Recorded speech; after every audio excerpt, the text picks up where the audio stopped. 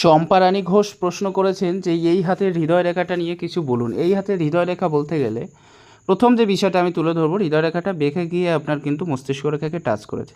যাদের হৃদয় রেখা বেঁকে গিয়ে মস্তিষ্ক রেখাকে টাচ করে তারা অনেক ইমোশনাল হয়ে থাকে। হৃদয় রেখার এই পর্যায়টা ভাঙা থাকার অর্থ হলো এই বয়সে গিয়ে, অর্থাৎ প্রায় এক্ষেত্রে দেখাচ্ছে 28-এর কাছাকাছি গিয়ে বড় ধরনের শোক প্রাপ্ত হয়েছিল এই জাতকের ক্ষেত্রে, এবং সেই শোকটা খুব মারাত্মক ছিল। অনেকের ক্ষেত্রে সেটা ডিভোর্সের সাইন হতে পারে বা অনেকের ক্ষেত্রে প্রেম বিচ্ছেদের জায়গাটাও তৈরি হতে পারে। নেক্সট যে বিষয়টা বলবো, যদি কারোর এই পর্বে এরকম টাইপের ত্রিভুজ সাইন থেকে থাকে হৃদয় রেখার উপরে, তাহলে সেই বয়সে বিশেষ সুখ প্রাপ্তি করতে পারে তারা। যদি সেটা এই রেখার উপরে হয়ে থাকে তাহলে সরকারি চাকরির যোগ থেকে থাকে, সেটা একটা আলাদা বিষয়। এই রেখাটা যতদূর পর্যন্ত পৌঁছেছে, বৃহস্পতির কাছাকাছি পর্যন্ত, প্রায় বৃহস্পতি পর্যন্ত পৌঁছে গেছে। অতএব বলতে গেলে এই ব্যক্তি ফ্যামিলিকে অনেক বেশি দাম দিয়ে থাকে, অনেক বেশি মহত্ব দিয়ে থাকে, ফ্যামিলিকে অনেক বেশি ভালোবেসে থাকে।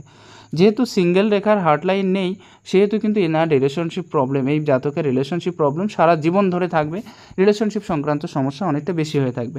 যেহেতু একটা এদিকে ঝুঁকে গেছে, অতএব এটাও কিন্তু বলতে গেলে রিলেশনশিপ সংক্রান্ত প্রবলেম বিবাহ পরবর্তী জীবনেও অনেকটা বেশি দেখা দিতে পারে। নমস্কার। বাকি কেউ যদি কোনো বিষয়ে জানতে চান অবশ্যই প্রশ্ন করুন।